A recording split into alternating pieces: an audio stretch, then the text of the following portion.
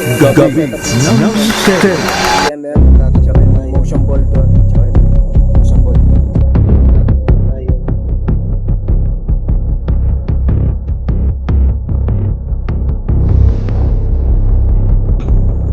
May kasama po ba kami dito ngayon?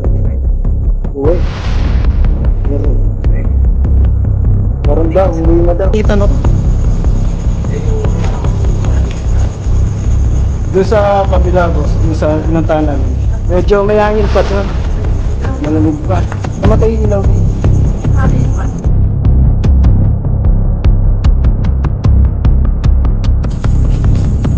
Yes, yes. Sabi niya. Parang yung nakita kong usap.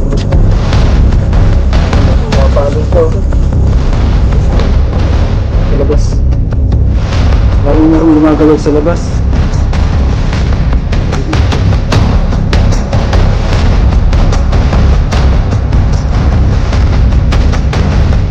Maluwar na lang kasi transparent dito. Pero meron kami narinig doon sa labas.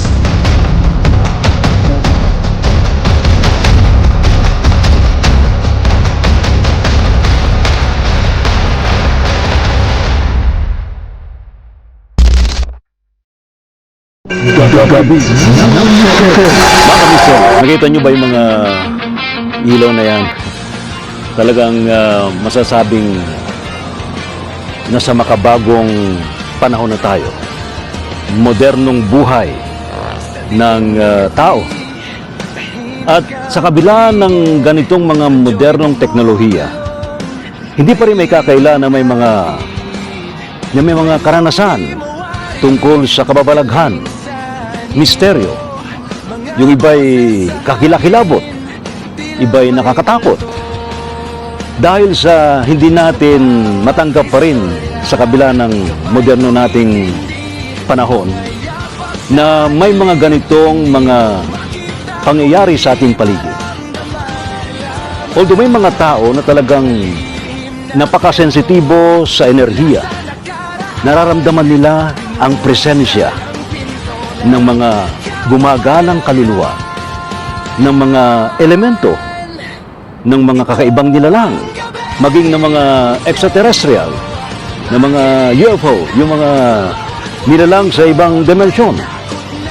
Kaya hindi pa rin may kakaila na talagang sa kabila na tayo na sa moderno ng panahon, ay patuloy pa rin ang ganitong mga pagpaparamdam.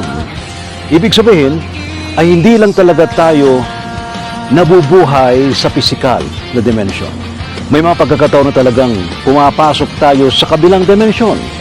Ika nga sa mga nagpa-practice ng spiritual. Lalo na kapag madaling araw, ay talagang nagtatagpo ang pisikal na dimensyon sa spiritual na dimensyon. Kaya't nagkakaroon dito ng karanasan. May mga nakikitang mga multo, mga gumagalang kaluluwa, at iba pang mga nilalang sa ibang dimensyon. Yan di pag-uusapan sa Gabi ng Misteryo.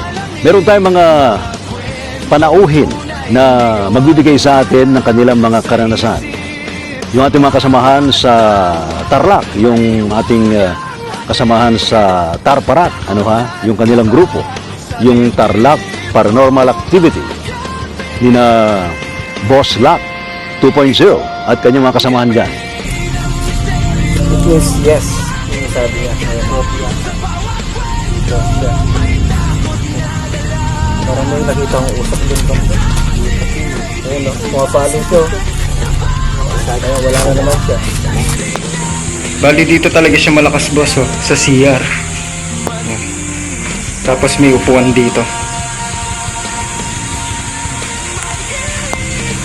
Yun o, lakas ng palo ng EMF natin boss. Bali malakas yung energy dito talaga sa CR na to. So yan Boss Lakir, abangan niyo kami namin gabi sa DCRH 10 PM, yan. Kasama ko yung mga Tarparak yan. Siyempre hosted by Ricky Sigayan yan mga boss. Namin dito, moderno na ang mundo. Meron pa bang multo? Yan lang, mamayang gabi sa DCRH, Misteryo ng Gabi. Kaya kita-kits tayo doon.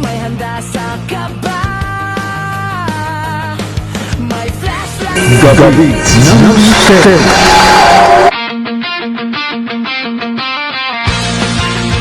And of course, meron din tayong panayam kay Mr. Waray na talagang kamakailan lamang ay nagkaroon din tayo ng pagkataon na siya ay makapanayam. Ngayon naman, ihingan natin siya ng kanyang karanasan tungkol sa kanyang eksplorasyon sa mga lugar na kung saan ay masasabing mayroong kababalaghan.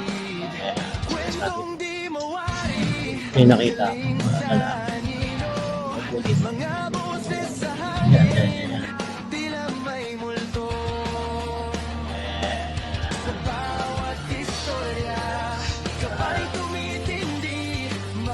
Hello po sa inyong lahat. Ako nga po pala si Jamel Tinyoso ng Mr. Waray, #1968 inaanyayahan ko po kayong manood sa DCRH May 16, Sabado, 10 p.m. sa Gabi ng Misteryo. Hosted by Ray T. Sibayan sa pinamagatang Moderno na ang mundo, meron pa bang multo? Abangan niyo po kami.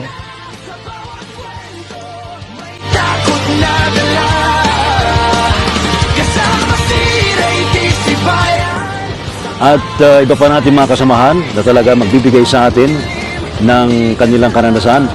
O nga pala, yung nasa likod ng Ghost Tech, si Brother Zaldi, yan. Magbibigay din sa atin ng kanyang karanasan, yung bang kanyang mga imbensyon. Ito yung sarili niyang disenyo. Marahil ay kanyang nagkaroon ng modification yung mga instrumento na ginagamit ng mga ghost hunter. Totoo ba na nakukuha ng mga device na ito, nasasagap yung enerhiya ng mga kakaibang nilalang, yung mga gumaghalang kaluluwa? Ako po si Saldi ng LCF Paranormal and I am the one behind Ghost Tech Para Investigator Equipment.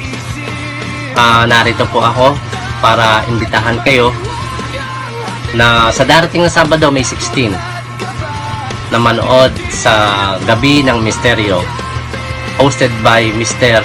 Ray T. Sibayan sa DZRH Radio and Television sa Facebook Live ng Gabi ng Misteryo sa ganap ng alas 10 ng gabi.